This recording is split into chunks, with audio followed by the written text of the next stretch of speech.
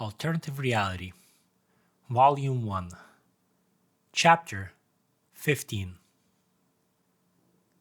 A dark room within a dark world.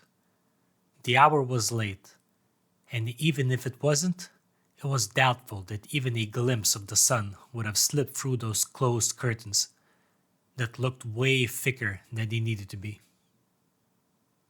Barely furnished, the room had a pair of glass slide doors dominating one of its walls, a medium-sized bed near it, and what was left was taken over by a human-sized capsule. One which was being vacated by a vaguely human-looking apparition that had remarkable similarities to Luke. Probably because that was, in fact, Luke.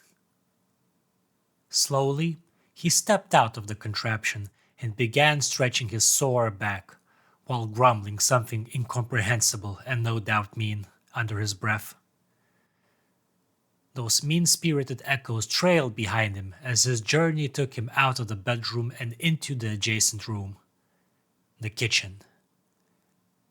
At one point in his life, he dreamt of having someone close and dear to his heart.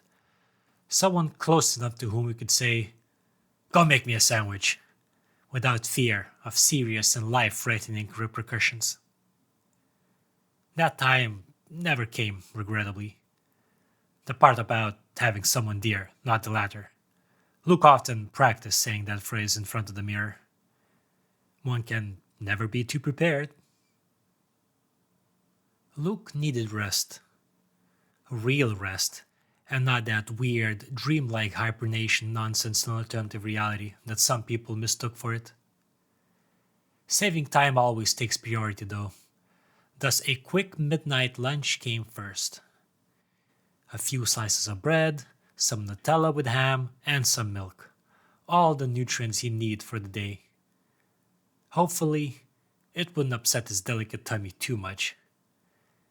There was this one time it got so bad that he spent a whole evening on the toilet, emptying out his guts in bouts of, well, it was bad. Preparing the simple meal took a bit of time though. All that banging in his head kept on distracting poor Luke. At one point, he thought he was just too tired for anything, and should just go to sleep before the banging got worse. But once the preparations were finally complete, all due to his unrelenting perseverance, Luke realized that the banging wasn't actually inside his head. It came from the direction of the front door. Frustrated, the bachelor smacked his forehead and turned all his wavering attention towards this new dilemma.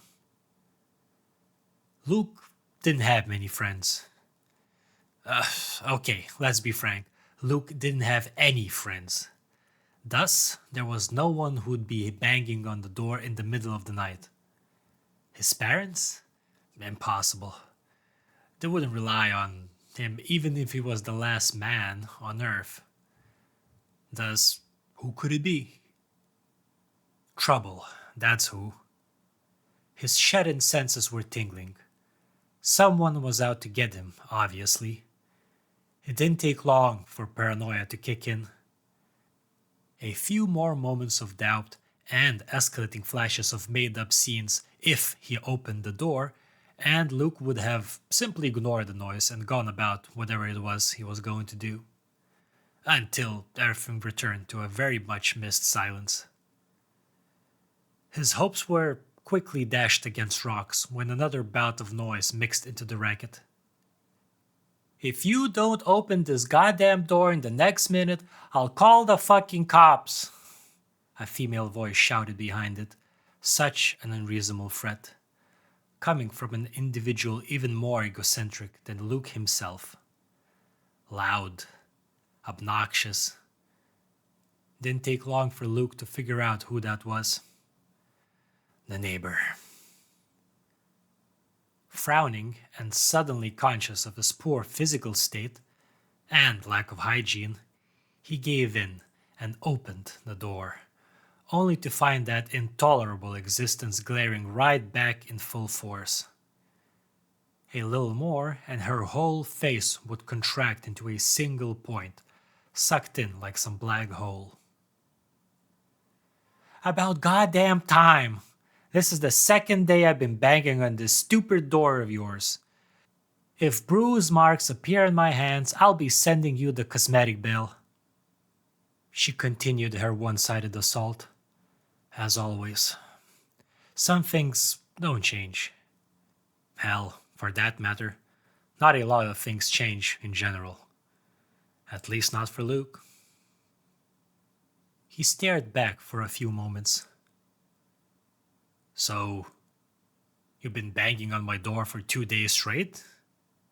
Not the smartest comeback, but talking to this creature made him feel somewhat confused, especially when she was back in her all-black outfit.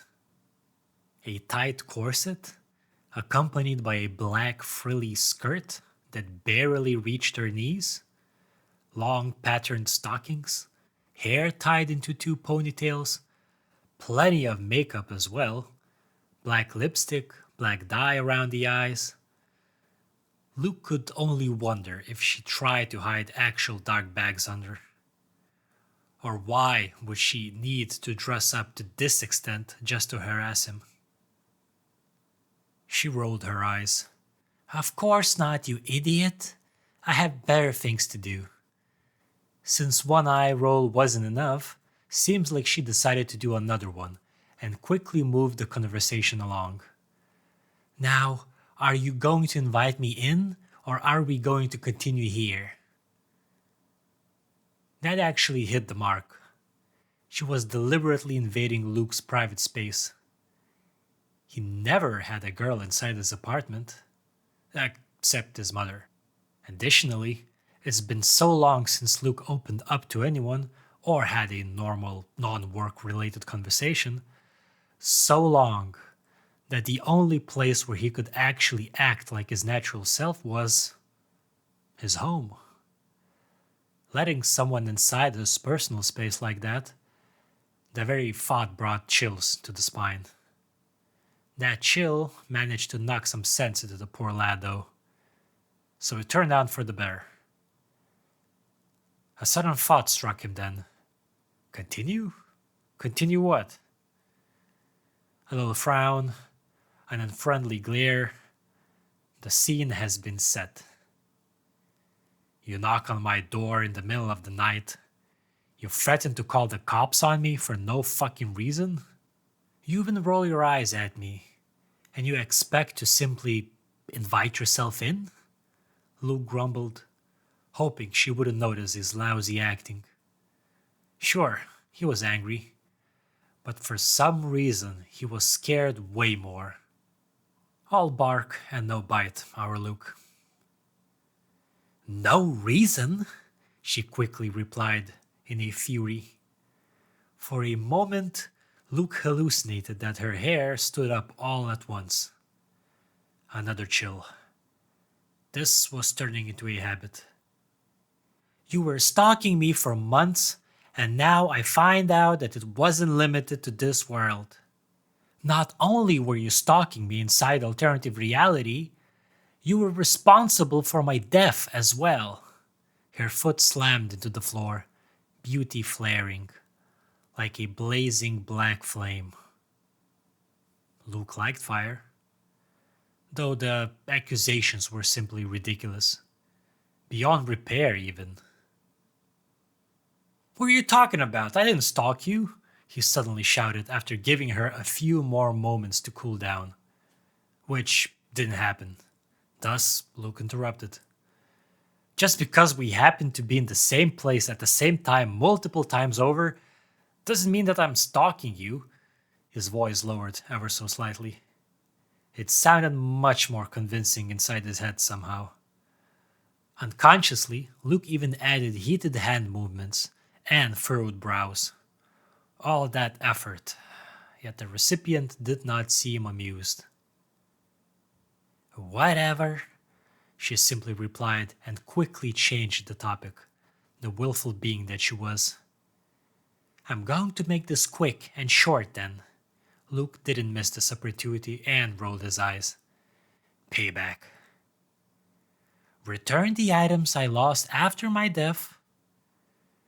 I'm guessing you didn't die, since I couldn't get through to you with all this banging. Which means you have my items. She continued and raised her finger, interrupting Luke before he could even retaliate. And don't even start with your bullshit. I know you have them. So you either give them back or face hell. There she was, standing with arms crossed, glaring with those green eyes of hers, confident in her ultimatum. She's pretty when she's angry, which made Luke even more frustrated. A man has a hard time resisting beauty, the simple creature that he is. That weakness reinforced even more by Luke's lack of experience, both in relations and sexually, of course. Clearly a sexually frustrated young adult. All the disadvantages and none of the opposite. But Luke was greedy. Very greedy. Greedy enough to overcome all those glaring flaws and chinks in the armor. Greedy enough to slam the door right in his neighbor's face. A pleasure in more ways than one. Over his short and frustrated life, Luke learned just how unpleasant the fair sex found his presence. Even those that didn't have the looks kept their distance, like he was disease-stricken or something. Thus, he knew right from the get-go that he would have 0 chances with this one. To begin with, she was just too beautiful. Probably heard it from everyone around her often enough. All that bloated ego. So, what was the point? To pretend? Kiss up and be dragged around like some tablecloth? There was none. He liked fire, sure. A masochist? Maybe a little. But he will not waste his time on something like futile hopes of actually forming a relationship. He had games to play. Luke was a busy man. With a constant tone-deaf drumming accompanied by shouts reminiscent of a death metal band playing in the background, Luke calmly ate and went to sleep soon after. He plugged up his ears, making sure not a peep got through to him, and slowly but surely drifted away. Truly, a man driven by a higher purpose.